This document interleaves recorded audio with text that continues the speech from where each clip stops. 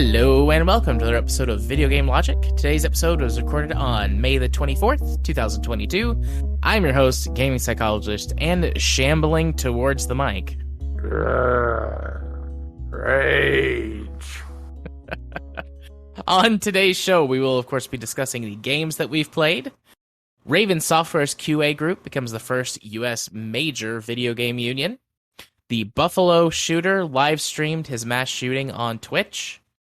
God of War Ragnarok to feature 60-plus accessibility options. Former employee sues GameStop for reportedly violating New York labor laws. And if time allows, we'll have a Steam Discovery queue. Timestamps will be in the show notes following their respective topics. Hello, Rage. Hello. How are you? Bit depressed after watching the news. Yeah. On the day of our recording in the current year, there has been another mass shooting, school shooting in the United States. It's been 10 minutes, so I guess we had to have another one. Yeah. I mean, the latest statistics I saw were at like 1.2 a day now for the year. Yeah. I guess we got to make up for all that COVID time we missed, right? Yep. Everybody was indoors for COVIDs, and there were fewer mass shootings for a hot minute. I guess everybody missed them. I didn't. Spoiler alert. Not me. Not this dude.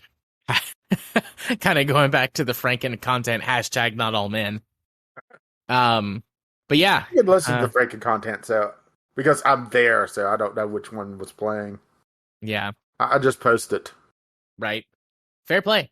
It'll be there one time. Probably next time. The next time we need one, this will be part of it. Or that will be part of it. Whatever. You know what I'm saying. Wibbly wobbly, timey wimey. It's cute that you think I know what you're saying. Aw. You said it was cute. I'll take it. Then help. But I went with the shambling because you're gonna in the intro because you're gonna notice, dear listener, a theme. I'm just gonna go ahead and dive into the games that we played this week or this past 2 weeks. We had once bit and twice shy, I guess. There you go. Yeah, I see what you did there. But we did Franken last week because Rage was not feeling super great. So yeah, turns out medicating a cat very tough. Yeah, I have got 2 games that I want to talk about. So I'm gonna go first, and I'm gonna sandwich you. Wink. Ew. And the theme for my games this week is zombie survival. So one game I played on Game Pass, and the other I bought. I'm going to start with the one on Game Pass, but you can also get this on Steam. 7 Days to Die. I'm actually not sure how long this game has been available. I think it's an early access game. But 7 Days to Die is a first-person zombie survival crafting game with its sort of, I guess you could say, gimmick being that every 7 days, if you leave the game on its default setting, every 7 days there's a blood moon where that the zombies get really powerful and the world map respawns and Zelda tells Link to watch out. Yes, something like that. You get that a little more correct than you might have realized. On default settings, every 7 days is when all of the loot spawns reset. So you survive the zombie blood moon, and then you can venture back out into the world to find new loot. And it's got an RPG leveling system where that as you level up, you get stat points that unlock both new abilities and new sort of knowledge and recipes for you to craft, and then increase your stats, your health, your stamina, how long you can go without eating, like all of that jazz. So let's dive into the nitty-gritty a little bit. I wanted to play this with you originally, and when we went to play it together, we just couldn't connect. Like, I don't think even you could even find my game on the server listing. Yeah, and you weren't showing up on the server list. We tried doing direct invite. That didn't work. Yeah. And I couldn't figure out why. I looked into it to try and maybe play another week, and there were people who were just like, "Yep, it just doesn't work sometimes."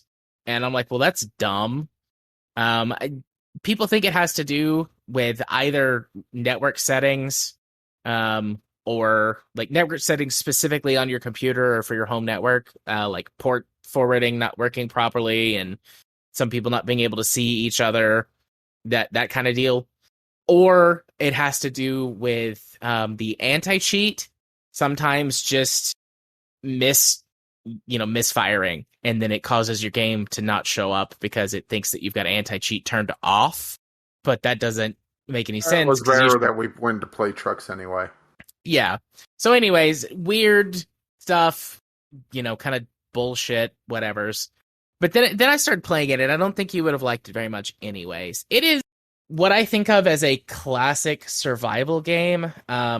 You start off in your underwear punching, trees and grass and rocks to start building your first little pieces of equipment. And first you get stone tools and weapons. And then as you explore and, recover things from the map and level up a few times, you can build stuff out of simpler materials like iron and piping that you find. And then as you level up and explore and, gather more materials, you can get actual firearms and crossbows and start crafting armor for yourself.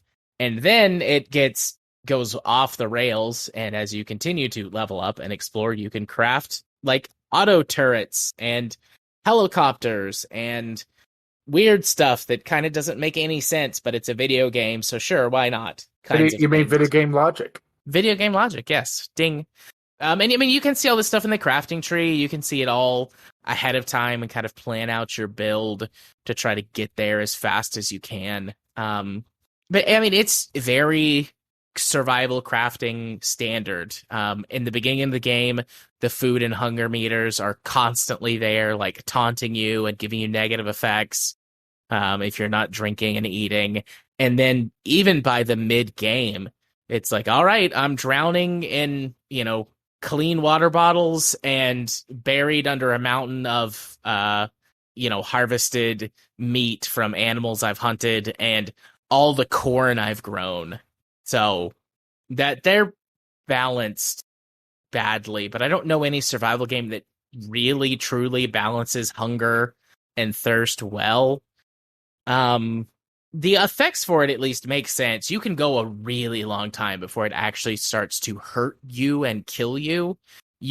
As your character goes from being, sort of well fed and having their thirst satiated, as you march slowly towards starvation and dehydration. The effects at first are very minimal, just like a tiny amount of your stamina cut off, and then more of your stamina, and then your stamina not only is cut off from its maximum amount, but it regenerates slower.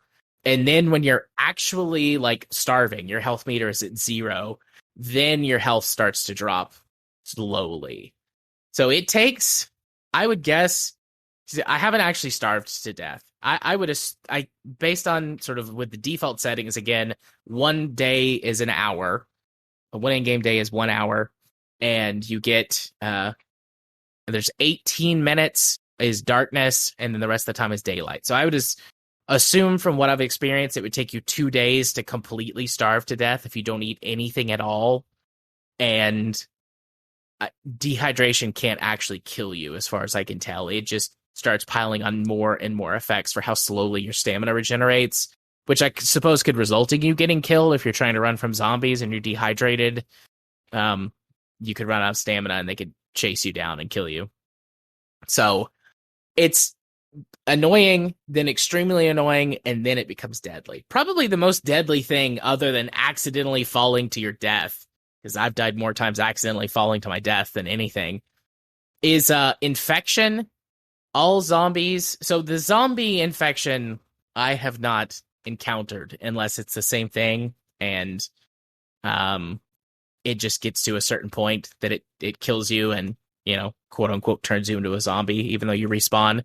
But the infection is much, like if you get an infection, it's much worse than food, because there's food everywhere. There's water everywhere. If you play on the the default map, as opposed to one of the like generating your own map or playing with some of the other pre-generated maps, like the basic map that it gives you by default, there is a river that runs the entire length of the map from north to south and pretty much cuts the map in half. So you're never too far away from a fresh water source. Plus, you can find water in houses and at trading posts and etc. So you never really have to worry about running out of water. And food is very easy to come by. You can even eat like rotten flesh, and there are recipes to make rotten flesh more edible for you. But even by default, it doesn't kill you. It gives you dysentery, so you can shit your guts out, I guess. That could kill you. But dysentery is really easy to cure in the game as well. Because if you drink any kind of tea or any kind of sort of vegetable juice, which you can make really easily, then you can cure dysentery. Because video game logic, that's how that works, right? Drink some juice, cure your dysentery. No, you die of dysentery. I played that game. Right. But whenever you get infected, and then you put a pepperoni on your tombstone. Yes. But whenever you get infected, there's fucking no medicine anywhere. I have only ever found one antibiotic item in the game. And the first time I got sick, I waited until daylight and then went and raided the hospital and found no medicine. So I don't know if that's a random generation, like I just got fucked on my random generation for the first map, or what. But infections are deadly because they reduce your stamina, then they reduce your health, then they reduce your carry weight, then like the more infected you get, the more your stats drop, and eventually you get a stat penalty to all of your stats, which are like strength, agility, intelligence, like, you know, that kind of stat. Eventually you take a penalty to all of them, and your skills can drop to 0 as opposed to 1. So if you have a skill, like too many skills drop to 0, it just kills you, because then you have like negative health, and so that can kill you. I'm not sure what happens when the disease hits 100%, because it hit 90% infected. One of my skills dropped to 0, and I died, and then I respawned. And when you respawn, you know, all of your status effects are gone, and you start at full health, full hunger, and full thirst. So those mechanics are in your former body is off shambling into the distance. Yeah, but it drops all of your stuff, so you can go pick up your rucksack with all of your stuff in it, and it does do a nice thing of whenever you pick up your loot, it puts everything back the way it was, the way you had your inventory sorted and your hotbars. So you can like sprint over to your body, pick up everything, have your gear ready, and resume fighting zombies if you would like. Its building system is pretty stupid. Most of it is pointless. Like, you can craft so many cosmetic items, which I guess is nice if you're that type of person, but I'm not. I like items in my games to be functional for the most part. And so the most useful things are like walls and stairs and traps, and then the crafting things you need. So like a crafting bench or workbench and a forge and a chemistry table so that you can make medicine and stuff. All the chairs and, you know, tables and everything you can make are just pointless. You can't sit on them. You can't use them for anything other than just decoration. So if you like decoration, that's great, but they don't serve any functional purpose. And you can build things pretty easily and then upgrade them with stronger materials pretty easily. But only sort of your outer layer of defenses needs to be upgraded. And then zombies are never getting through that shit anyways. Like, you can very quickly build a concrete, like a steel rebar concrete reinforced wall with only a couple of skill points in the crafting tree. And then zombies are never getting through that. And you can build, like what I did was I built a pier with a house over the river and put a bunch of stilts on it. But zombies don't attack the stilts. They're trying to get to you. And so the stilts aren't in their direct path to get to you. So the easiest way to destroy the house would be to destroy the stilts, and it would collapse. It does have like some mild physics for its buildings. I have accidentally collapsed structures several times until I realized sort of the on-screen prompt for like, hey, you're about to destroy your building if you do this. I accidentally plummeted to my own death once doing that. That was fun. Yeah, I was just looking on the wiki. It looks like the best way to actually get medicine is crafting it and farming the materials. Yeah. The only time I found medicine in my, because I started another game to kind of take lessons learned. Whenever you hit level 2, it gives you 5 XP points instead of 1, and then after that you only get 1 XP, or not XP, sorry, skill points. You only get 1 skill point per level after that, except for quote unquote milestone levels like 10, where you get 2 skill points, and you can get into the crafting tree at level 2. But the first time I played, I didn't do that because I didn't realize that you had to actually take these abilities to be able to craft stuff. I just thought that it had a progression more like Minecraft, where you get the materials and you build the next thing, and then you use that to get the better materials, and so on. And so I started a new game and went down into the crafting tree really quickly, and I've got an impenetrable fortress. I don't like fast zombies. I don't like special zombies. Not for this type of game. They're fine for other games, but when it comes to like zombie survival crafting, I want Romero-style, slow, dumb zombies. That the environment and the other people are as much, if not more, of a problem than the zombies.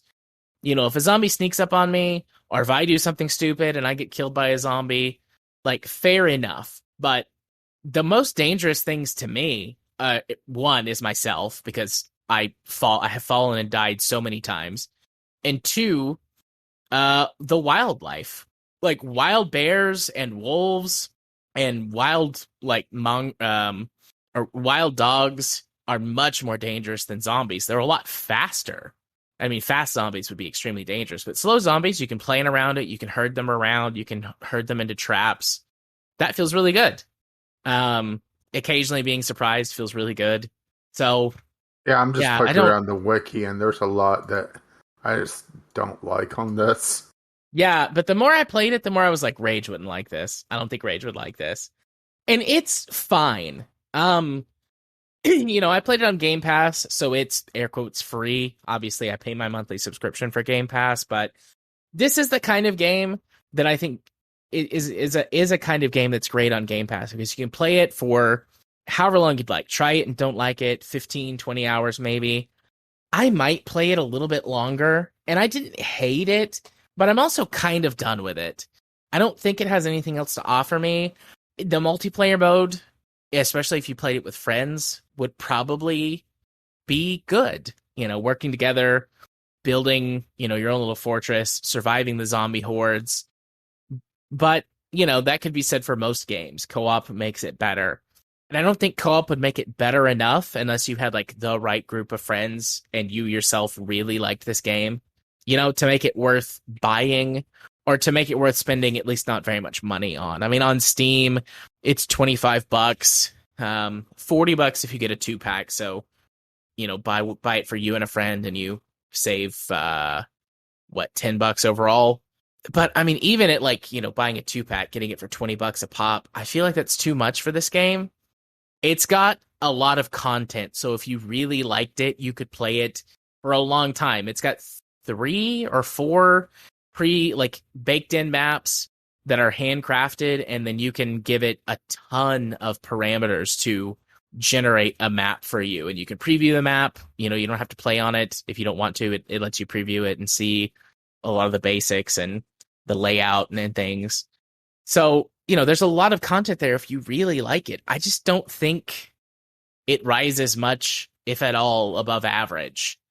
And there are better survival crafting games out there, and as I'm going to talk about in a little bit, there are better zombie survival crafting games out there. But I think unless you have any questions or comments, that's really all I have to say about 7 Days to Die.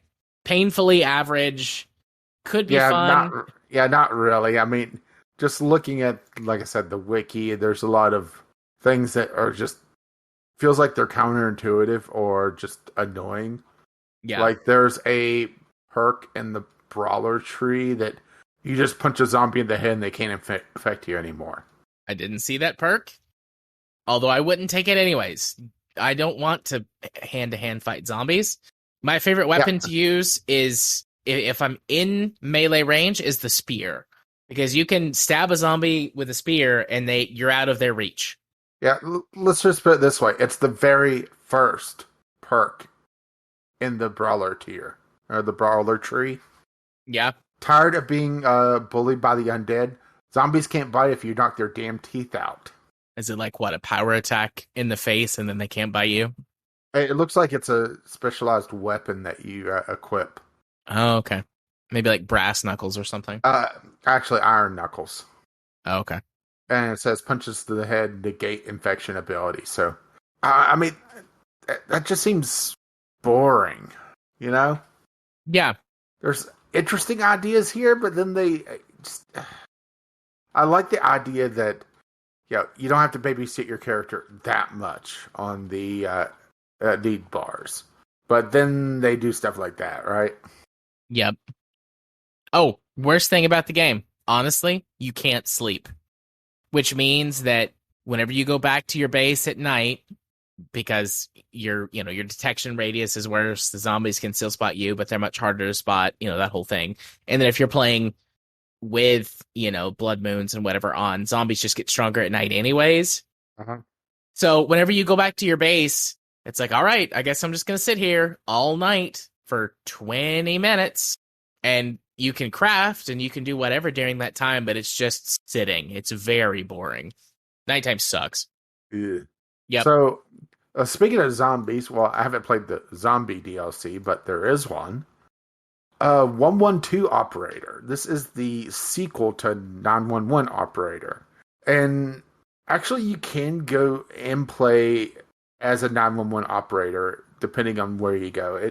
The game does some geographic things where if you're in a place where it's 911 instead of 112, they have the audio clipped out where it'll go 911, which is neat.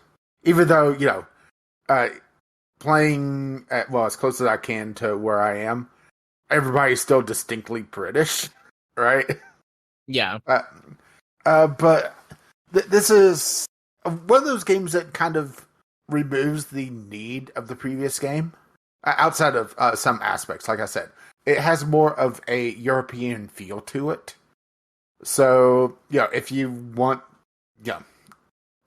more of like American voice acting than 911 Operator, but for the most part, 112 replaces the previous game as you are 911 112 operator. You're an emergency dispatcher handling the emergency responses for a set period of time in city of choice. There's a career mode that's set mostly in European cities. Well, depending on your definition of European, because Moscow is kind of splitting hairs there, but right. It's European-esque cities. And the idea is that you're essentially trying to just continue on with your career. However, they do have a few different systems in this game that they didn't have in 911 Operator that makes it so that there's a more overarching story and theme going on. One is that there's a email system. So in between duties, you get email with your goals, things that you have to handle on the next couple of days, or alert you for an upcoming event, like weather's going to be really bad, so like all your motorcycles aren't going to be able to run, your aircraft might not be able to fly, that sort of thing. But then there's overarching stories where the first one that you encounter is actually called the Crossbow Killer, where it's this woman running around with a crossbow murdering people. And I'm not sure if, depending on how you handle it, it might change out the outcome. But I've successfully caught her a couple times, but it takes like a week worth of duties to be able to catch her. Yeah. And then all the okay, there's essentially two tiers of dispatch. There's ones that are just a blip on the map that and you send one of three flavors of response, or a combination thereof: police, medical, or fire department. And different responses might require different units.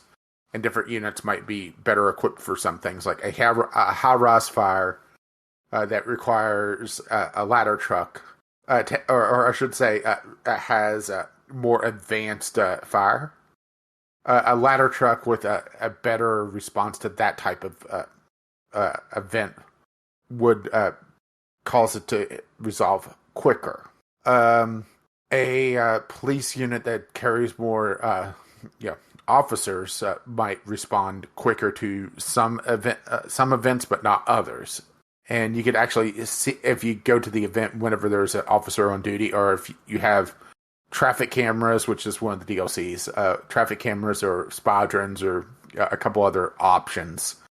You can actually see what's going on there, so you could send a more informed, unit. You see a lot of bad guys. You want to send, a couple of police units and maybe have them try to arrive at the same time, right? Yeah. But one of the other big things on this is the district system, and it could actually be interesting. So, in the previous game, it was always a set map size. You get your boundaries, that's it. Well, in the sequel, you're given districts of a city to work with. And depending on what you're doing, either free play or career mode, depends on how they expand. So, in free play mode, you're given so many points to essentially pick and choose where you want to go. And it allows you to kind of custom tailor exactly what you're covering. So if you're doing a city that you know, or a place that you know, it allows you to kind of fine-tune the map a little bit more. But it also has a lot wider boundaries than the previous game. And things can get a little crazy because of it, just because you have so much space. And the career mode, after so many duties, you are given more area to cover, and more, and after a certain amount of time. And it can get very overwhelming that you get enough units to cover this area finally. Okay, well, let's pull back the map a little bit more, right? They do have an option for AI dispatchers to cover certain areas. Mm-hmm. And they are rated for so many actions per minute. Like the starter ones that you get are like 2 or 3 actions per minute, which is fine for a couple of incidents in their area. And you could assign them to multiple areas. So we could have Sarah take care of downtown, right? Right. Sure. Sure. I'm not sure why we'd want to, but yeah, you could hopefully also... there's no black people there. But you could also have her take care of the next district over, or take care of several districts. But if you give too much area to a single dispatcher, well, those actions per minute, start to become a bottleneck. But you can also designate which units can be used by AI dispatchers versus the ones that you hold for yourself, which can be a little frustrating if you don't tick off the right ones. So, like I mentioned, there's aircraft, and aircraft are obviously going to be very expensive. But they also have a very short response time, so the AI dispatchers, if you don't click them off, will pretty much exclusively want to use the aircraft, because of course they do, right? Yes, of course. And I had to restart a couple times because an AI dispatcher tied up like my medevac unit on a call that's going to obviously take a very long time to resolve, as opposed to sending one of like 3 or 4 ambulances that were nearby, because they would take longer to get there compared to the helicopter, right? Yeah. And also, they included watercraft in this as one of the DLC. I think the watercraft were partly there in the base game. I got this through the Humble Bundle for Ukraine, and saw that the DLC was on sale, so I went ahead and just bought the DLCs. But they expanded on them greatly in the one of the DLCs. But the thing is that depending on the map you're on, it could be a little bit of a crapshoot. Like my career boat, I'm in London, which has the River Thames, of course, but then there's a couple lakes that they've added in one of my last my last duties through the districts, and it's completely isolated from the river. So unless you have amphibious vehicles, which there are, but they're more expensive because of course they are, it makes it so that you either have to have a dedicated set of units there and a dedicated set of units on the river, or have air units, which are also expensive. And sometimes it's a little hard to tell which areas are going to have calls and which are not, because, they don't exactly tell you, okay, well, you want to get this little lake here outfitted, but you can ignore this larger area over here because we're not going to put anything over there, which could be a bit frustrating. And also, because I'm playing on a map that has limited water, it feels like they don't spawn as a diverse of calls as they could for it, because there's only so much space. So I've gotten some repeats on the little blip calls, which brings me to the other type of call. So these are the ones that was it Ghost Shark that was talking about 911 operator way back a long time ago? I think so. Yeah. They have a lot more diversity this time around, which thankfully, and it's kind of a choose your own adventure. Sometimes there's a no-win scenario. Sometimes there's an obvious one to do. Sometimes, what you try to tell them, they just ignore, because real life, right? Yeah. But it's all done very well, and there is workshop support with added stuff as well that I've downloaded. Like I said, there is an obvious focus on a more European mindset this time around. So, it does feel a little bit odd playing as in an American city. But playing the career mode in London, it fits perfectly well.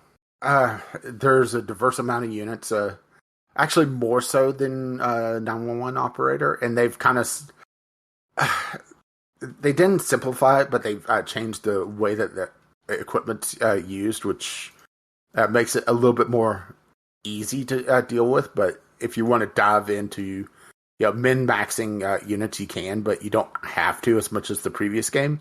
And they also added a major fire component. So if you ignore a fire call for too long, or a big fire for too long, it could get out of control and expand from just a little point on the map to an area on the map that you have to try to deal with, which makes it rather interesting. And that could also expand into wildfires that you have to deal with, and there's a lot going on with this game.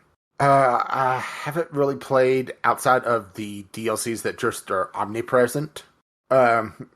The two major story DLCs, because there's a pandemic outbreak, because of course there is, right? Of course. And there's The Last Duty, which is zombie apocalypse. So you're on theme as well. Mm-hmm. Kinda. Kind of. It does sound like it is a short DLC, but right. Yeah. I did, I picked it up for pretty cheap, and it's a cheap DLC to begin with. I think they were all 60 or 70% off, and The Last Duty is only $7 to begin with. That's a good price point. Mm-hmm. I imagine that it's probably a more round number in another currency, right? Yeah, probably. I will say that this is a game that's a lot better than 911 Operator. It does have its flaws, of course. It can have some weird things going on with calls. One thing I wish they would have done was, if you have one of the scripted calls and a unit shows up, there would be some sort of acknowledgement of that, because there was pardon me, it's the chair squeaks. There was a gas leak 911 call or 112 or whatever. uh, that it was obvious. Tell the guy to get out. But he ignores you, saying that he has to open up all the windows and get the people out of the building because it's an apartment complex. It's a scripted event. There's a no-win scenario there, and he's yelling about I can't wait for the firemen to get there. Meanwhile, the firemen are literally downstairs banging on the door. Right? Let us in. Let us in. Just a little nitpicks like that. And the game can overwhelm you at times with information, and sometimes not with useful information. A good example of this is whenever a call changes, whenever units are on scene. So, for example, a call for an ambulance might turn into a suspected domestic abuse. So they'll call for the police to come on scene, which is fine, and really realistic. And the ambulance will make a call out for we need police. We need a police presence here. That's a good one. The bad ones are whenever you have units on the way or pulling into scene, and they all call out at once, like a house fire that has police there as traffic control. They'll be yelling about needing a fire unit while there's one en route or pulling in, and they all go off at about the same time whenever they do their call outs. So if you have a lot of things going on at once, you could have it all of a sudden half a dozen calls making requests for particular units, and you have to actually just pause the game to try to figure out who called for what in what order. Yeah, and if that's actually already been fulfilled and they're just not there yet. Or the flip side of that is having a unit that just can't complete a call, and they'll make a call out for police transport or medical transport. Yeah, and it gets lost in the jumble because someone's calling out for a fire response when there's a fire truck with lights on heading at them just a block down, right? Yeah, and I think it's just a timing issue really as well, because they all make the all out at the same time. So I think there's like a set tick rate inside the game itself.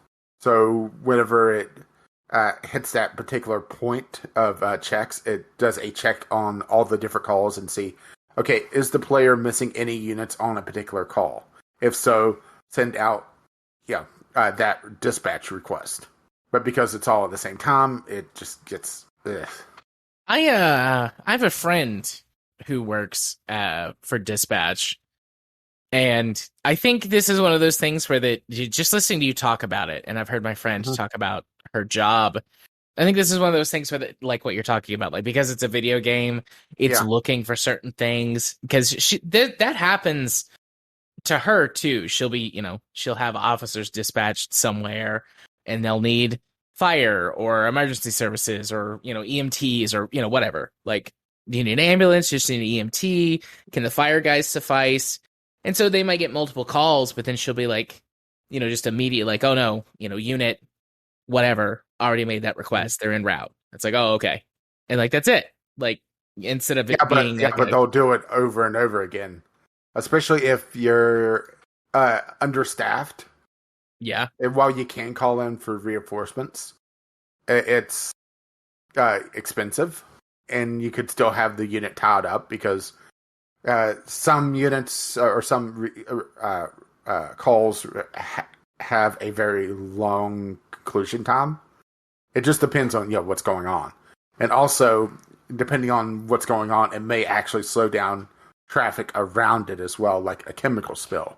Well, slow down traffic around it because the roads are blocked off. Or another annoying one is whenever there's snow. So you'll have just units get stuck randomly, and units that are really good at technical skills like police departments or the fire department. The fire units are pretty much unstick immediately. Police a little bit longer, but then the medical units are just stuck there and calling out constantly. And it's just one of those things that, well, you just basically have to have a fast fire truck, one of the essentially scout trucks, babysit this one corridor, and there's no like snow plows or anything, so it's just things just randomly get stuck, which is frustrating, but possibly a little realistic as well, right? Yeah. But overall, I do think it's worth it. I'm not sure about the $25 buy-in on the base game, but it does go on deep discount fairly often, and I did pick up as part of a bundle. DLC-wise, the 2 story ones I haven't played yet. Water operations might introduce more harm than good, depending on where you are, but also, throws in a lot of interesting things.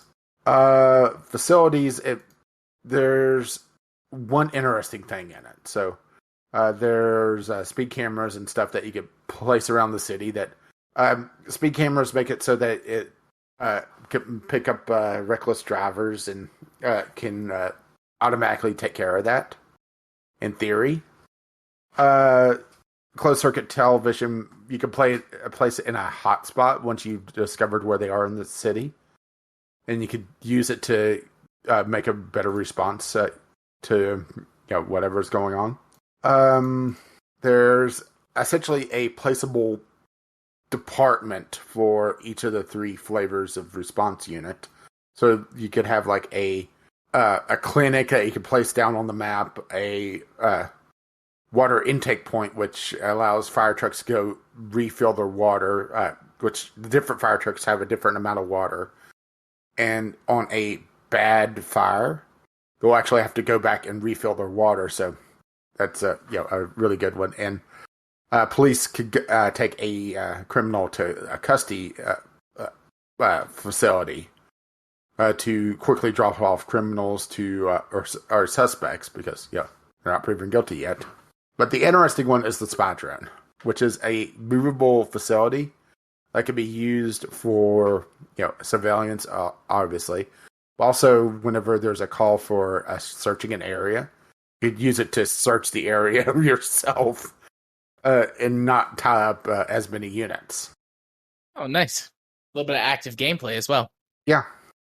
And you can actually set it to patrol area as well, which is nice. And then there's a charity mask DLC, which just puts everybody in masks. But, that feels a little bit more realistic these days. Right. I'm actually not sure what the historic low on this is. Thinking about it, not counting the Humble Ukraine bundle. Oh, shit. Just a massive amount of rain. Just the heavens opened. I can hear it like slamming my roof because I have a tin roof. Beautiful noise when you're trying to sleep, but... Well, I can't hear it. Yeah, I think Discord is not... Like, my microphone is not picking it up until I talk. Discord's probably filtering it out, but I can see my waveform change. Like, it's loud enough that my waveform has changed. Yeah, it looks like the historic low is $5. So, well worth it at the $5 range. Yeah. I just wanted to go double check the historic low. So, yeah. Well worth $5. Not sure about the 25. I would say this would be a really good 10 to 15 range. But that's, me being a cheapskate. Right. But yeah. Okay. Any other questions about 1112 Operator? I don't think so. I mean, I have it because I bought the same bundle that you did. I don't have the DLC, but glad that you like it. That makes it more likely for me to play it.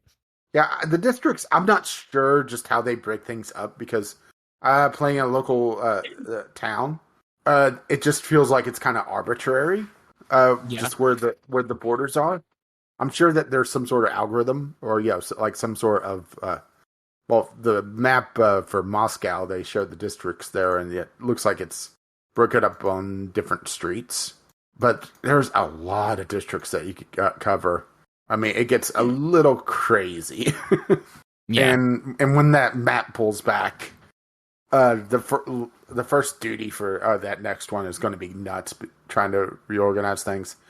And really, I think that's where the game is at its best and at its worst. Kind of that chaotic, trying to cover things. But if you have bad coverage or, it's added a water area that you can't really tell because it has like this blue tone map. And it can be a little tough to tell, what's water and what's not. I mean, they do have layers on the map, which is nice and something else that they've added. But it doesn't really tell you if those are in play or not. So, yeah. Well, worth it, though, I think. At least at the price I picked it up. Yeah. So, my other game that I'm going to talk about this week, zombie survival game, Project Zomboid. Project Zomboid has been on Steam since 2013. It's listed as an early access game, so this might be the longest, this is probably going to be my pick of the year for, it's still in early access. I think it was mine, a couple of years ago. Yeah. I got this recently. Apparently I had owned it for a while as like a bundle purchase or something, and every once in a while I'll go through and be like, did I get any games that I missed? And it was just sitting there. And there's a YouTuber I just started following called, it's like a weird asinine name, like Amphibious Iguana or something. He does gaming YouTube videos, and he's just got a very good narrator voice, and he plays a lot of sort of open-ended games and crafts kind of stories to tell with them, like weird stuff. Like he's done a lot of Sims content recently where it's like, The Sims 2, I'm gonna live in a hole in the ground. And he tells like this really sad, esoteric story about a guy living in a hole. Like it's very, got a really strong sense of like, what is it? Ennui? That sort of like empty, depressive feeling. Like, I don't know, but he does a lot of Project Zomboid stuff, and so it's got me like thinking about it. And boy, is this game an excellent survival game. It tries to make the zombie apocalypse as realistic as possible, and it manages to do it the right way.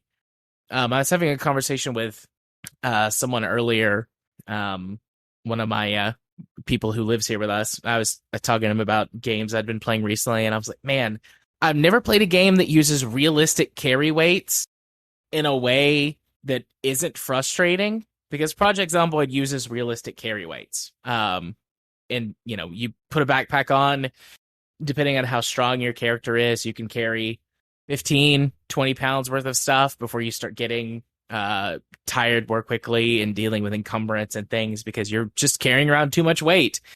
And your backpack is only so big, you can't stuff, every single 2x4 you find in your backpack. It's too big. You got to carry those in your hands. And, or find some other means to transport them. So let me back up. This is, like I said, a zombie survival game set in the early 90s, I think 1993, in a fictionalized but based on real towns in Kentucky. I think it's based on Louisville, Kentucky, and sort of its surrounding areas, but it's Knox something or other, Kentucky. That actually might be a real place, but from my understanding, it's a fictionalized version of Louisville, Kentucky. And you are the last, or one of of rare few survivors of the zombie apocalypse, because you're immune. Let's be honest, that's not realistic for either of us. No, but you're immune to it, or you just were lucky and weren't found by the zombies. There's some in-game lore, but the lore is very much secondary to the game mechanics. And I haven't found very much of the lore yet. From what I can tell, from what I have found, it was like an airborne pathogen that has infected a lot of people in the area, and you seem to be one of people who have natural immunity to it, basically. So you weren't turned into zombies in sort of the first wave. And the game, let's see, because it's the 1990s, you don't have cell phones, you don't have GPS. You can choose to start the game with or without a paper map. Like that's one of the difficulty options. Do you start with a paper map? And you can turn on a mini map to help you out. And it's got a lot of very granular details. There could have been at one point where this wasn't the case. I don't know. The game has been available for almost 10 years. But you can tweak almost everything about the world, and they're very, very mod friendly. So you can get lots of additional maps and lots of additional settings for customization. But even in the base start, you can choose all kinds of stuff about how rare or how common items are, like food or weapons. You can choose the starting time of year, which really matters because the temperature, both outside and your body temperature, matters for the zombies and for your own survival.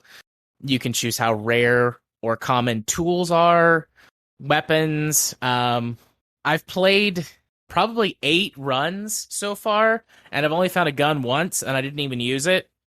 Guns are a liability, like a last resort, but I'll get to that. You can choose how fast the zombies are, the starting multiplier for how many zombies there are. Like you can see like the population of the area, and it's one giant map, and you can choose which of the 4 sections to start on for this map. So there's one that's like a very rural area, like with farms. There's one that's a suburb. There's one that's like a city center, and then there's one that's near like a prison. And each has its own pros and cons. And by default, zombies are sort of more congregated in urban areas because the population is higher. But you can change the starting multiplier for either how many people start off as zombies from the population and how much that can grow and how quickly it can grow. You can set zombie respawn timers, which I turn those off. I actually like the idea of being able to survive and wipe out all the zombies. Seems impossible. The population for this town is realistic in terms of 50 to 100,000 people living there. It seems impossible that I could kill 100,000 zombies and not die, but who knows? Maybe someday. But and just on and on and on with very specific details about things. It lets you, it's got one of those AI directors that can spawn random events. You can choose the spawn rate for those and, disable all of them if you want. It's got what's called a sadistic AI mode, which I haven't tried yet because that seems very scary. So those are all of the ways that you can customize the world and more. Then there's the ways that you can customize your character. You can choose from a number of starting sort of careers, like what your person was, that have default perks. There's perks and there's flaws that you can take, and you have, I think it's 10 skill points by default that you can spend in perks. And then if you go, negative on your spending for perks, you have to take faults to balance it out. And there's things like, one of them's called Cat's Eye, which gives you better night vision. There's one that's like Fast Learner. You can read books faster and you level up faster. And ones that make you better at certain basic tasks, like you can be an amateur chef, so you start out with a higher skill in cooking or things like that. And then the negatives are like you can be addicted to something like a smoker, or you can be what is it whether you're a free bleeder, anemic. You can be anemic, which means you bleed a lot more and it's harder for your wounds to heal. You can have like higher anxiety, so you panic faster if zombies come out, things like that. And it gives you some presets like doctor, nurse, carpenter, cop, fireman, soldier, farmer. There's a bunch. There's 15 or 20 default starters. And if you pick some of the careers, you can get access to a few skills that you can't pick from the list. Like you can pick a lumberjack, and the lumberjack gets a special affinity with axes. So by default, your axes can last longer and you can chop down trees faster because you're a lumberjack. If you're the soldier... You're okay. Yeah. See what you did there. If you're the soldier, or the veteran, rather, you get a special perk called Desensitized, which means your character doesn't panic at all. Because it's like, fuck this shit, like, been to war, or whatever. Because this would be post-Iraq War, the first, or I guess Gulf War, post-Gulf War, in the timeline, historical timeline. So, you can get those special perks. Then you can also just pick like unemployed, which gives you the full skill points that you can use on whatever you want. Then you can do some basic character customization. The idea, like the game starts out saying like, this is the end times. There is no hope. There is no cure. This is how you died. And then the game starts. And so you can do some character customization. You can pick hair and skin tone and gender and some basic starter clothes options. But this an in-depth character creator is not. And then it drops you in a random house in the sort of map location that you picked, and you start your survival. Or thereof. Or lack thereof. And then, depending on your various starting options, you get a certain amount of sort of free time. It's not a lot. It's like half an in-game day at most before there are any zombies to bother you. And then all hell can break loose, or you can have a quiet couple of in-game days, like slowly building up your supplies. Really, it's really based primarily on what you set as your starting zombie multiplier and the location that you pick. For me, I've had the most success with not dying immediately by starting in the rural areas and setting the zombie multiplier to its default low status. And then that usually gives me 2 or 3 days, usually, before I run into a situation where I'm probably fucked. But once you start playing, you have to manage food, water, sleep, happiness, and happiness, depression, anxiety. If you picked any of the traits that give you like a chronic illness or an addiction, you have to manage those. You have to manage your body weight, which is sort of a secondary characteristic of, your hunger levels. Being fat is great because that means that you can survive without food for longer without starving. That is one thing where we would do well.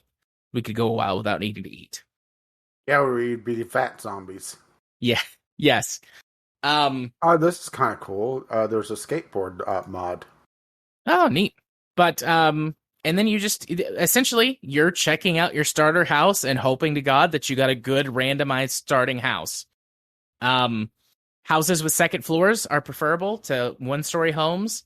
If you get a starter car, that's great. And find anything you can as a weapon, even a spoon. You do not want to fight zombies hand-to-hand, especially if you're using saliva and blood transmission for the zombie virus. That means one scratch or one bite from a zombie and you're dead because you've contracted the zombie virus. So you do not want to be touching them. And then you're kind of turned loose. It's very much you set your own goal. I've mostly just been trying to learn. So I've been picking a lot of the crafting focused character types to start every time I die. The crafting system is very in-depth and it functions in a way that you would think it would. Like, if you need bandages and you have extra clothes, well, they're not as good as, actual bandages that you could, with medicated ointment on them. You can rip clothes up and use those for makeshift bandages. Do you need crutches or a splint? Well, smash a chair and use the legs to make a crutch or splint. It's not as good as one that you could get from the hospital, but it'll do. It lets you use a lot of pretty much anything you want as a weapon. So, coffee mugs are just as viable a weapon as a frying pan, as a machete. The machete will probably last longer and do more damage, but coffee cup is better than your bare hands. Zombies, if they notice you, kind of have that dogged pursuit. So you either have to kill them or trick them into ignoring you. So doing things like creating like alarms and traps to draw them in with like stopwatches or alarm clocks that are battery powered that you can set out in the middle of the street are great distractions if you need to run away or herd zombies. There's full cooking mechanics, everything from sticking a frozen meal in the oven to getting out a cutting board and a kitchen knife and chopping your vegetables and making a stew. Okay, I'll be back at base. There's fishing mechanics, there's hunting mechanics, there's gathering mechanics. It all seem really well thought out and pretty fully developed. And you can do them in ways that make sense. Like, if you want to go fishing, it's better if you've got a fishing pole, but you also can just take like a stick and some string and a hook and try your luck. And if you don't have that, you can go spear fishing or bow fishing. It just does so much of it so well. Like every time I've been like, how can I do this? Does it work this way? Most of the time it's yes. There's a pretty full crafting tree for all of the major skills. Because you've got, sort of survival skills, cooking skills, carpentry, mechanics, engineering. So you can, take apart cars and rebuild cars. And, if you don't have the skills to do it, then you can't take a blowtorch to a car and, make a weird Franken car. You've just got to, make do with what you can find until you can read books or catch the TV shows before the power goes out, which does happen. The power goes off and the water shuts off kind of randomly within the first 30 days. I've not made it farther than 5 days. And like I said, a few minutes ago, I've only found a gun once, but guns feel like much more of a liability than a godsend, because zombies sort of function the way they do in, like most zombie fiction. Like as soon as you start shooting, like once you go loud, you can draw a horde from miles away if your weapon is loud enough. So you better be careful. Like it better be a goddamn emergency if you're going to just open up. So I try to sneak around, use baseball bats or spears or other sort of makeshift long weapons. That way you're out of zombie reach. The clothes you wear really matter. You have to manage your heat. So in the summer months, if you're wearing lots of clothes to maybe try and protect yourself from scratches and bites, you're likely to overheat, which can cause exhaustion and other issues. In the winter, if you spawn in the winter and you don't get enough clothes fast enough, you can freeze to death. But zombies also freezing slows them down and can buy you time. Like, it's very, very well thought out. All of the systems that I have tried so far seem to work very well. And almost every time I play, I make it a little farther than the last time. There are still times where that I get careless. Like every time I die, I feel like it's my fault, not the game fucking me over. But like, instead of carefully exploring a house, I'll be like, well, I looked through all the windows before I went in. It's probably fine. And then I'll click to do an action, which instead of sneaking over and getting close enough to interact with something, you can right click on objects and select the action that you want to do. So I'll just click to do an action and my character will walk over and there will be, it'll play like the stinger sound and there'll be zombies and they'll pounce on you. It's like, fuck, if I had just like walked over here carefully, I could have ran away or probably clubbed this zombie to death. But instead, because I got careless, I got killed. I've never felt like I've been screwed over because the game screwed me. It's always been my fault because I've done something stupid. And I think that's the mark of a well-crafted game like this. I think that it is excellent. Yeah, this reminds me a lot of Neo Survivor, playing that way back. Yeah. So kind of same idea, the very tough to get going, but once you do, it's it's you screwing up, not the game screwing you over, or I should say, or not finding the loot that you need, because that is a thing. But right, yeah, tough but fair. So far, I haven't gotten to engage in a lot of the game mechanics, like farming. Things seem to take place within quote-unquote real-world time frames. Like, I got an injury, kind of a minor to moderate injury. Had to smash a window to jump out so that I didn't get eaten by zombies. And I was on the first floor, so it's like I fell to my death, but I got like a deep laceration on my arm. And I bandaged up, I took care of it, I didn't get infected, but it took 3 in-game days for it to heal. And that feels pretty real. Like, that feels pretty realistic. So I would imagine that it takes time to grow food as well. You don't just plop it down, water it once, and then the next morning it's grown. I would imagine it probably takes days or perhaps even weeks for certain crops to grow, which pros and cons, but I think that this game is going for that. And if you're aware of that going in, it's fine. But It yeah, looks like, well, I decided to go look and definitely skill oriented. yeah. Oh, It's wow. what? Do you even want to know? Yes. Uh, some of these are weeks. Okay. Yeah, that makes sense. Actually, all of them was at least 2 weeks. Okay. Yeah, I mean that does make sense. So, I think it's $20 right now. If this is the sort of game that you like and you've never heard of it, it's worth $20. Easy. If you're not sure about it, I would say it's probably worth half that. And if you don't like this kind of game, you're really not gonna like this game. Um, but I mean, if you've been listening to me talk about this and you're like, oh wow, that sounds neat, it's worth $20, I promise. It can be played fully solo. This is a game that I do think would be excellent in multiplayer because of the realistic nature of it. It's extremely taxing as a single player to be like, all right, what do I need?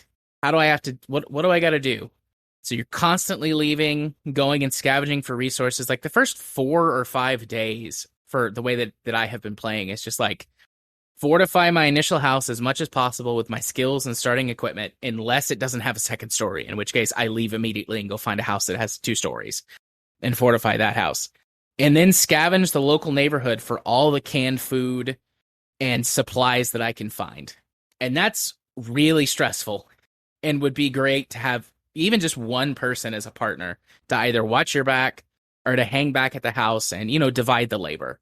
I think this is a game that would benefit immensely from multiplayer if you're playing with a group of friends cooperatively. I think this would be terrible if you were playing on sort of random open servers, because it's bad enough trying to survive the zombies and avoid your own fuck ups, but griefers would ruin this game.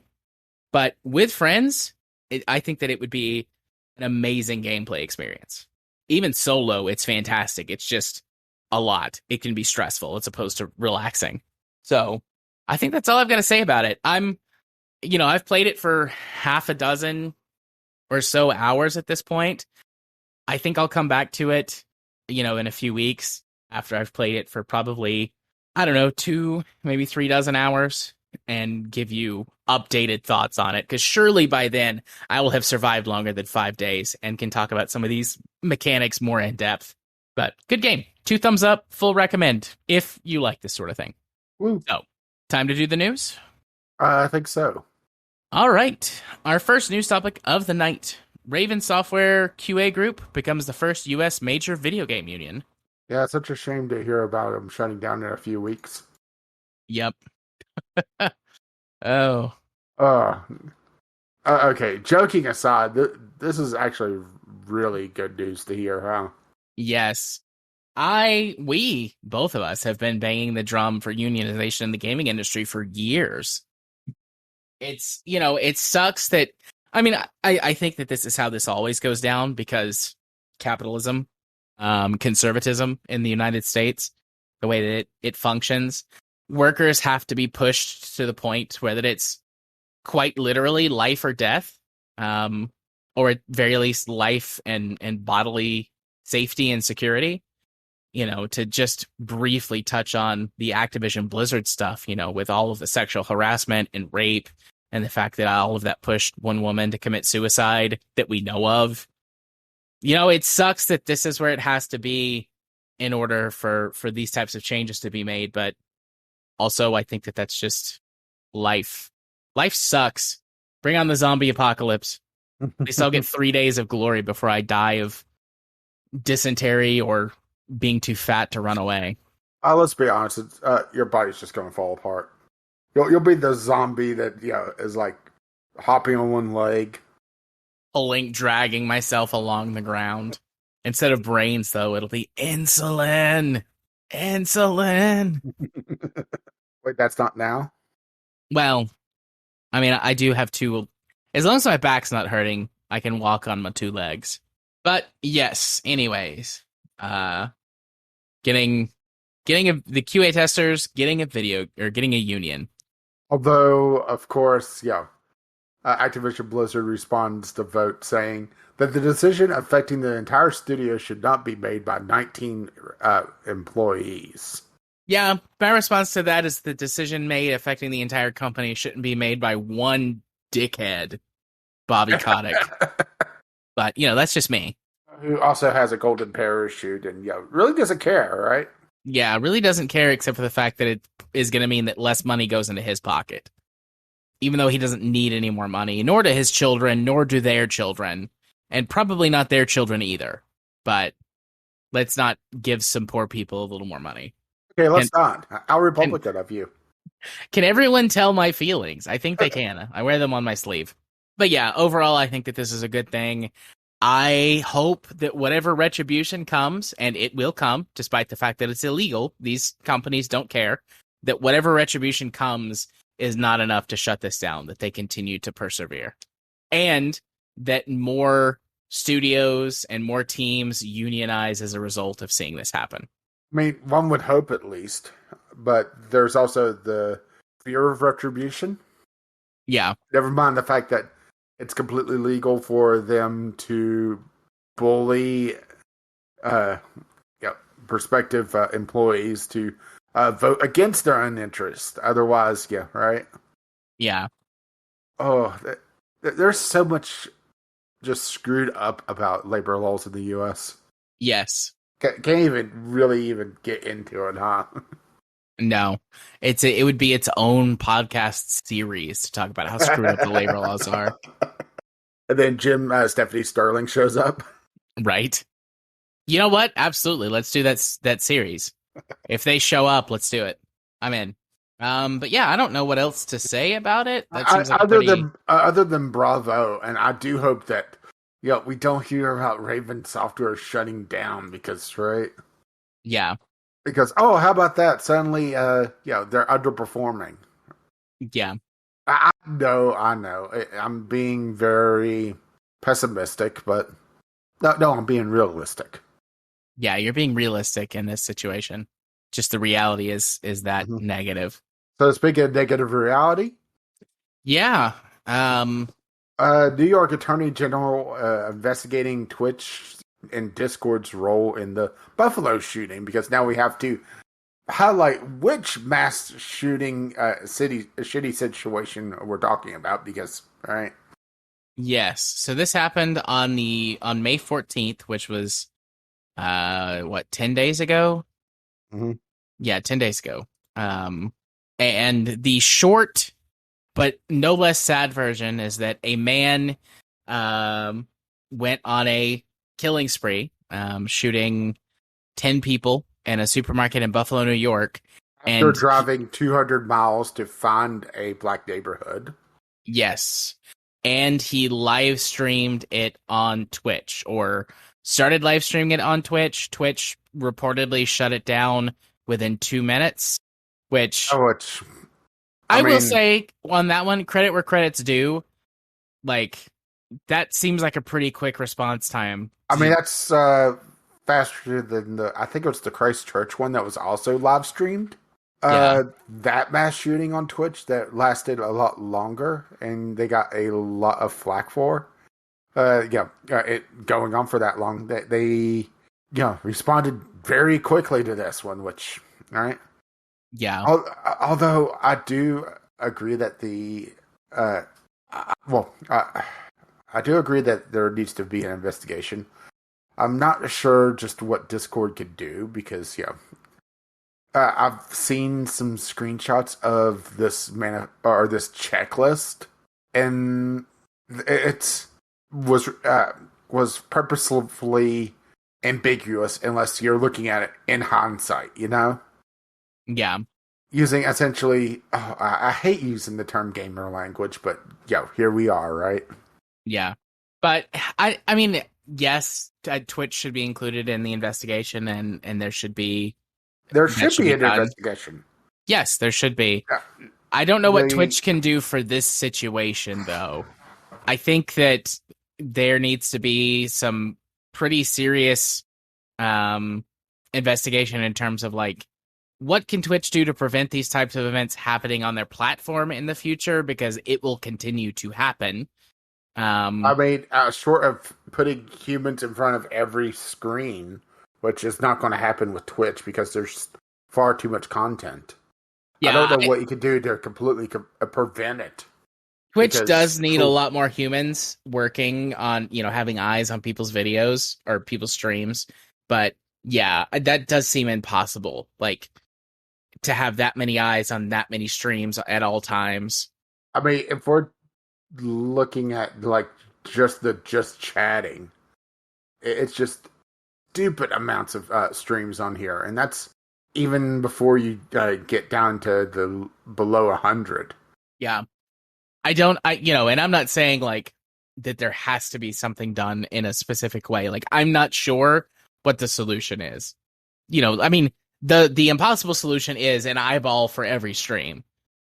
And every time a stream goes online, it gets, a set of eyeballs on it. But that's unrealistic. Even that just is against, sort of the laws of physics. Like, we can't react that quickly, which makes me think that it's going to come down to some type of possibly or probably increased stream delay, as well as updating and developing, new algorithms to find this type of content and shut it down, or at least flag it for immediate review. But I don't know what that looks like on the technology end. I don't know how feasible that is. That So also comes down to these asshats, tagging their something with something that would trigger it, because there's streamers out there that play like Pokemon Go that have a camera on their head walking around talking, and if they look for this person's out in public doing something, well, that might be a Go streamer, right? Yeah. Or it might be someone I hate to pick on the just chatting, but here we are again. Doing something out and about, because that's a very broad subject. I mean, it's a very, very tough problem to try to solve, because there's no real good solution. There's always some caveat or some thing to pick up. Like, I'm just scrolling through the list of streams, and here's one that has somebody driving. You can see a windshield wiper and the cameras on the dashboard. There's another one where they're on the waterfront. Yeah. Oh, sorry. And I was going to say, and would that trigger this? Because, right? Yeah. One other problem, and this is a much deeper problem with a much more... Yep, don't know what happened there. Back right away, Craig. But anyways, yeah, well, I was just kind of scrolling through, and here's somebody that's working on their guns, sitting and talking. Would that trigger something, right? Yeah, I don't know. Maybe it should. I'm not going to pretend to have an answer for this, but a solution has to be found for this problem. And you are right that Twitch does have a severe issue with this, because didn't they have to come out and talk about their problems with racist hate mobs just a few months ago? Yes, and anti-trans, anti-LGBTQ sort of dog piles that they had, and probably still have. It's just old news, and I'm not on Twitch enough because I don't stream, I don't watch streams hardly at all. But I wouldn't be surprised if it still happens, and just nobody's talking about it right now. Mm-hmm. I mean, I don't really go on Twitch that much anymore. A lot of the streamers I watched have kind of just faded away. Yeah. So the internet and pretty much any site that allows social connectivity has in recent years become full of far-right extremists and sort of Nazi sympathizers and very hateful rhetoric. And I don't have a good solution for it, or even a suggestion for a good solution. But this And isn't just a Twitch problem. This is well, many, many places a problem. well, coming back around to on subject matter, uh, part of the motivation for this chuckle nut in Buffalo was he was radicalized by memes, and no, I'm not joking, on 4chan, and Yep. like I said, he had to drive for hours to get to this place to shoot it up. And never mind the fact that, okay, he was worried about an invasion and the replacement theory, and he went Oh to God. essentially the Canadian border. Don't get me started on that rabbit hole. That fucking race replacement bullshit. I mean, okay, I will say this one, okay? How fucking stupid did they have to be to think that the powers that be, that the government would actually help minorities? I mean, that's a rhetorical question, right? Right? You and I have watched the news over the last 5, 6, 8 years, Mm-hmm. even pre Trump's election in 2016. Like, this shit was there bubbling on the surface. Like, that's a rhetorical question, right? Yeah. Oh, I for one welcome our new robot overlords. Yeah, Craig can't be much worse, right? Maybe they will treat all humans with the same disdain. That way, at least we're all equally miserable. What? Okay, so I'm still poking around on Twitch, and I went to the pools, hot tubs, and beaches section because, of course, there's one. Of course. And I scrolled down. First of all, there's just a fat ape that's just sitting there, and that's the stream. But further down, there's a jar of peanut butter in a pool, and that's the stream. Nice. I could get behind that. Why not? There's Le Fishy, which is a fish in a bathtub. Lovely. Probably more entertaining than than half of these other streams, right? Yeah. There was one other article that I didn't add to the list, but was talking about the gambling section, which the fact that somebody will sit and watch somebody playing a slot machine is just blows my mind. Yeah. But the fact that it's an open thing on a site that caters to kids, right? Yeah. I had a problem with it in GTA. Especially whenever you could buy into the game with real life currency, right? Yeah. It's just, whew. And of course, all these people are selling with referral links, so it's just that's just an utter mess. So we kind of covered the next one, which Twitch details the response. I'm not sure there's really anything else here that we didn't already cover, though.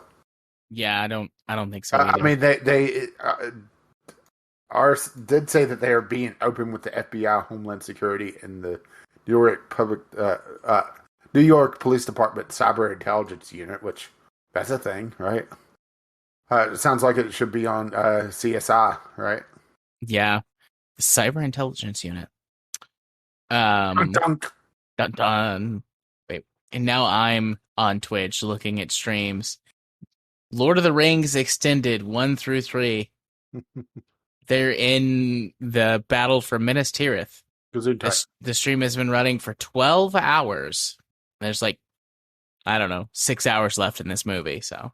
I will say that games done quick can be very interesting when it's live, but the chat is just a horror show. Yeah. All right. And the categories does kind of give you an idea of what's popular or what's not, huh?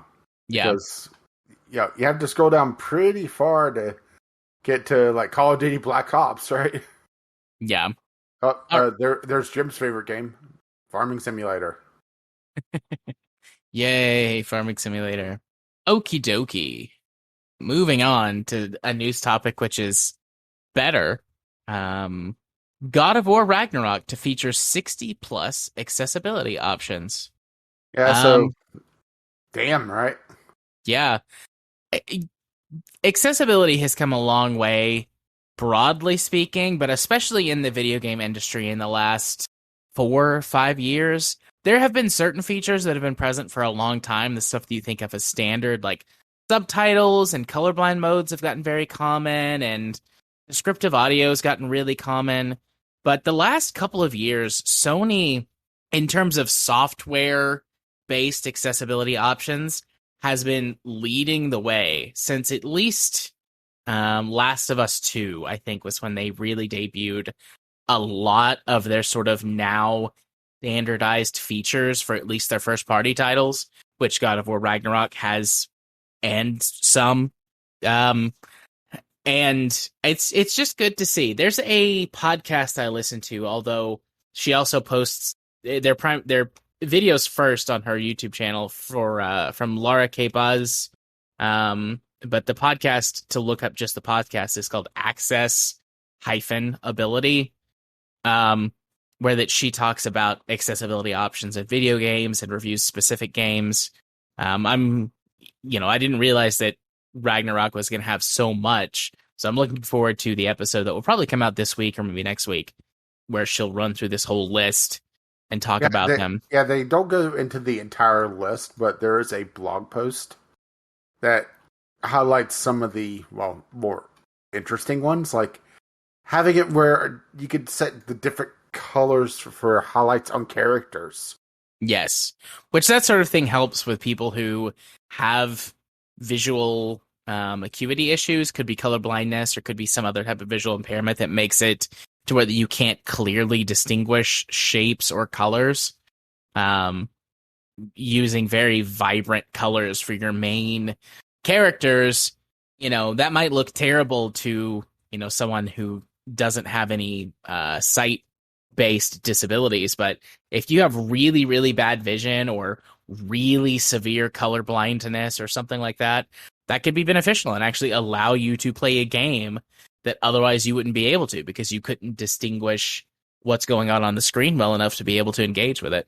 Yeah, and this blog post, it highlights it's not, well, as the hockey puck goes off there for a moment, it's not just, the character is, like highlighted.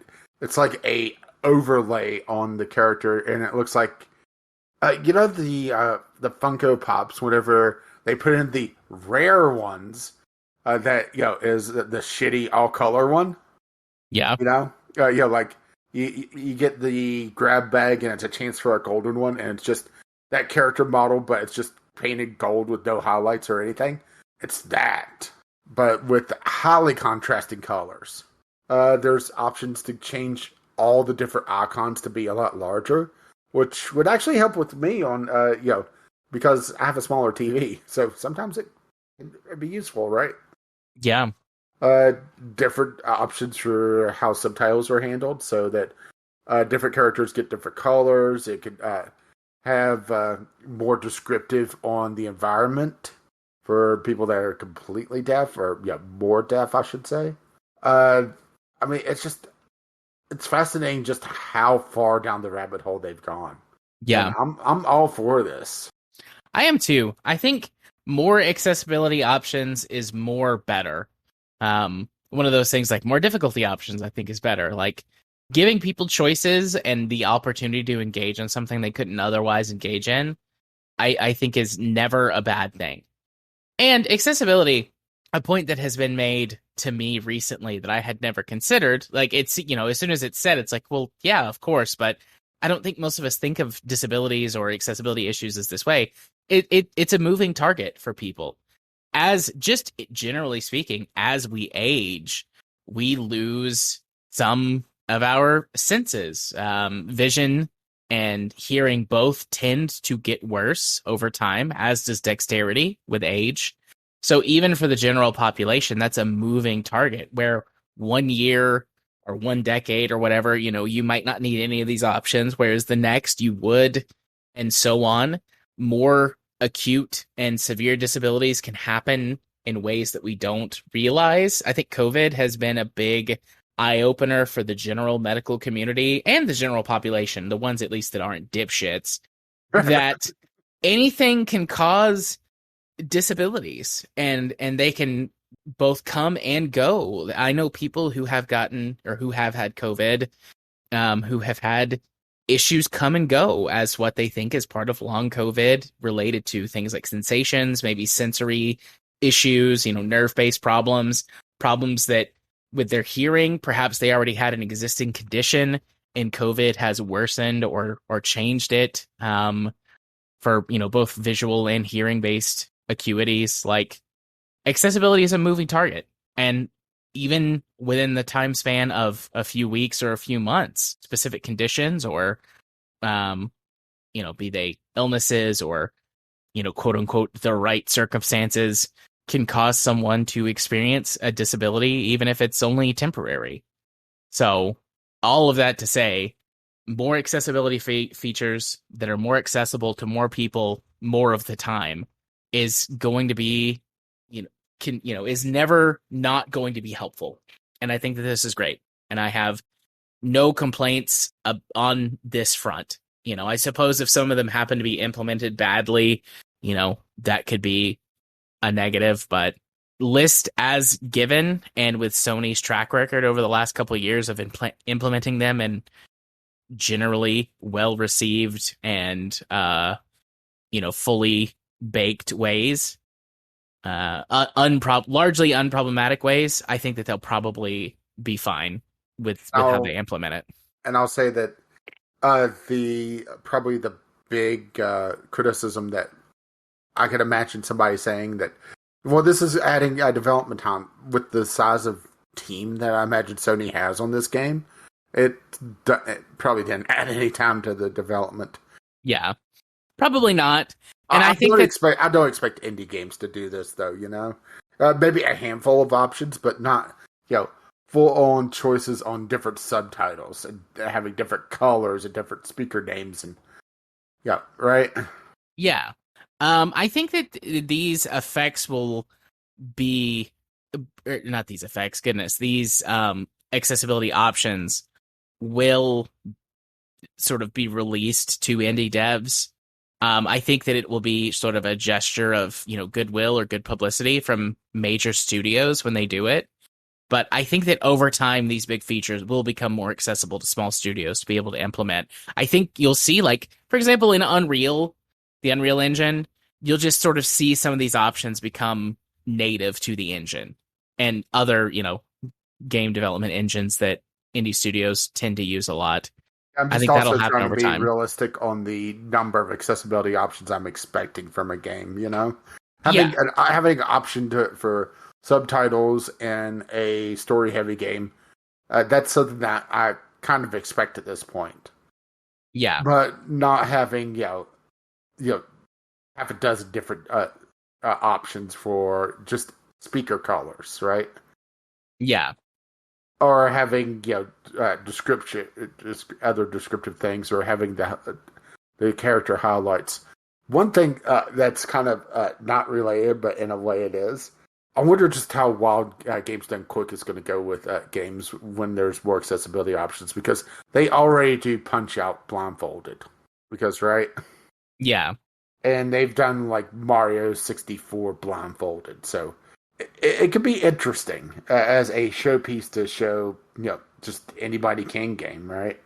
Yeah, absolutely. And as going back a minute, a response to the dev time issue, like, I think there's dev time that goes into the initial development, but a lot of these tools are just implementations and perhaps refinements from other games.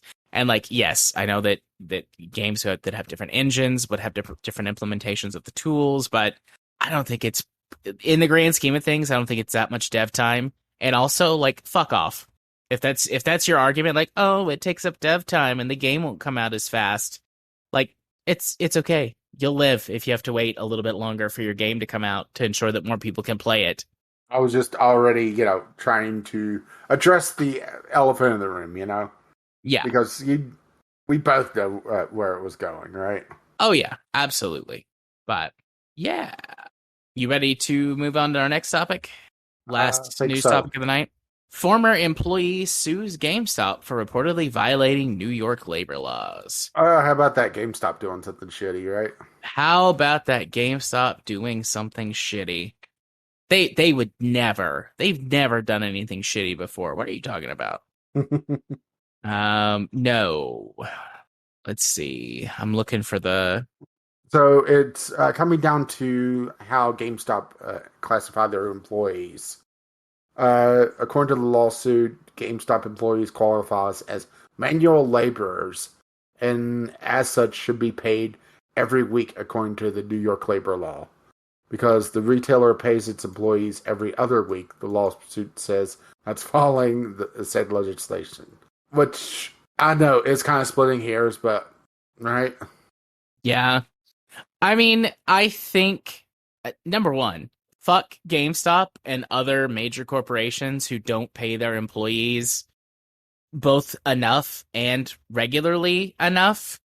GameStop, I don't know how close to minimum wage GameStop employees make. I suspect it's pretty close unless you happen to be a store sort of general manager or something. But statistically speaking, people who are minimum wage or near minimum wage earners already live paycheck to paycheck, and the longer those paychecks are spaced out, the harder it makes it for people to live. So fuck companies that pay people as, rarely as they can get away with. Secondly, whether or not it's splitting hairs to say that a GameStop employee is a quote unquote manual laborer or not, I don't think should matter. I mean, I know it will. I know it does because that's, how laws work. You get very specific and granular in cases like this. But I wouldn't be surprised if they actually do spend, at least 25% of their time doing physical labor, because the definition of physical labor in terms of like legally speaking, like we've seen this before with, I can't remember what state it was that a bunch of truckers sued because the definition of some specific definition of labor meant that they couldn't be classified as contract workers, therefore they qualified as benefits, and they wound up winning, or qualified for benefits, and they wound up winning that case because of the way that the legal definition of contract laborer worked or something like that. So it's going to matter, but I really wouldn't be surprised if they didn't spend at least 25% of their time doing manual labor, like unboxing things, putting, like, I worked in retail. I didn't work at a GameStop, but I've worked in retail, and I spent so much time rearranging shelves, tear this down, build that back up, go clean that thing, lift these heavy objects and move them around. Like, was it the most strenuous manual labor job I've ever done? No, but it still qualifies. So I think that this guy has got a leg to stand on, regardless. Yeah, I did go hunting for some salary information, so I went with my state since I know what the hourly wage is. And according to this, retail assistant manager gets just above minimum wage. Store manager gets $15.66 an hour on average, according to Indeed.com. Okay, so for your state, what's your minimum wage? Is your minimum wage the federal? $8.75. Oh, so your minimum wage is higher than the federal minimum wage. Barely, right? Not by much, but yeah. So they're making not quite double minimum wage, but close. Yeah, retail assistant manager, $9.68 an hour. Yeah. I mean, there's not a lot of reports for my state, so. Looks like New York's minimum wage is $15 an hour. Okay, this ought to be fun. Let's scroll all the way back up to New York then. Because I didn't want to go digging more, and I passed it. Because of course I did. Okay, New York State. Store manager, $19.84 an hour. That's not much more compared to my state, huh? No. Assistant store manager, $13.35 an hour. They don't have sales rep, unfortunately. Yeah. But yeah, it's basically the store manager gets a bit more, and that's about it, really, right? Yeah. I could imagine living in New York making $19 an hour because the cost of living is so much higher in New York. Well, that's New York State as well. Yeah, that's true. It's hard enough to live in my state making, $19 an hour. So Hmm. my state's minimum wage is the federal minimum wage, so 7.25 an hour. Tennessee has got, comparatively to lots of places in the country, a really low cost of living between low utilities because we have abundant access to um, hydroelectric power and gas. The price of gasoline tends to be lower here for Hmm. reasons I don't understand. Oh, don't But worry. I'm sure there's still plenty of Biden stickers. yes, there are. Um, but it's still very difficult. If you're a single person and you live in a very small, inexpensive apartment or rental of some kind, you could probably make it on $19 an hour working full time. As long as you're not in debt and you don't get sick and you're willing to save for potentially years to get anything expensive that you would like to have. And your car doesn't break down. Tennessee sucks. Anyways, fuck GameStop. I hope this guy wins. I don't know what winning is going to do other than potentially increase the frequency in which they're paid, which is not bad. That is a good thing, but See, that's the thing is, possibly get GameStop in trouble. yeah, possibly. I mean, if the whole reason is to just try to prove a point, by all means, good sir, you prove that point. I'm here for it. And that's the problem is that a lot of this is information in legal documents, which makes me go cross-eyed. Yeah. But sometimes, yeah, you just got to prove a point, right? Sometimes. What is it? Sometimes men, or no, from sometimes a man just wants to watch the world burn or something like that. The Joker quote. Burn it Yeah, all but down, son. yeah, but there's an ointment for that. True. Very true. So yeah. Yeah, just put some lotion on your crotch, you'll be fine. Put lotion on my crotch every day. Ew. I was waiting. I'm like, are you gonna say ew? Are you gonna say send help? Like what are you doing? Um Uh, uh, trying to scrub that out of my mind's eye. Good luck. Thankfully, I can't visualize things, so there is that. Yeah. Aphantasia. Sometimes very beneficial. But yes. So that does it for our news topics. Um it is after midnight. I don't know if I'll make it through a discovery queue. Yeah, I think going to just call it there. I don't think we had any. Uh, yeah, we didn't have anything on the Discord that I saw. Yeah. So yeah, if you wish to send us something, you can do so over at vglpodcast.podbean.com. There's links to all our stuff there that you could drop by the Discord. You could email us, vglpodcast@gmail.com. You could tweet us, vglpodcast. You got plenty of options. Use them. Indeed. What's the thing I'm supposed to say? Oh, hey Rage, hit him with the socials. I've been Caffeine Rage. You can find me occasionally tweeting being disgusted with life over at Gaming OCR, or if you wish to be my friend over on Steam, you can do so. Caffeine Rage there. And you've been? I've been Jared. You can find me on Twitter at JMA4707. You can chat with me on Discord if you want. Join our Discord. You can, I don't know, send me a smoke signal or something. Or you can watch me when I do appear on the Twitch streams of Runic Arts, where I play tabletop games sometimes. We've been a bit irregular. Everybody's life is hectic. That's the way it be. But whenever I do play, I'm either a very terrible vampire man who eats people for fun, or I'm running a game about big stompy robots. Or why can't you be a big stompy robot that eats people for fun? I mean, go on. I like where this is headed. Feed people to the golden throne? Yes. I know, wrong universe, but let's be honest. At this point of where we are now, Warhammer 40k seems very preferable, right? Yep. Just kill me. Problem solved. Just a quick swipe with a chainsword saw, right? Yep. Just make it quick. Speaking of making things quick, right? Yep. Once again, you can reach us vglpodcast@gmail.com with your with your letters, voicemails, game-related topics. Tweet them to us, VGL Podcast, or drop by the Discord, which you can find a link to that over at vglpodcast.podbean.com, which has been lovely.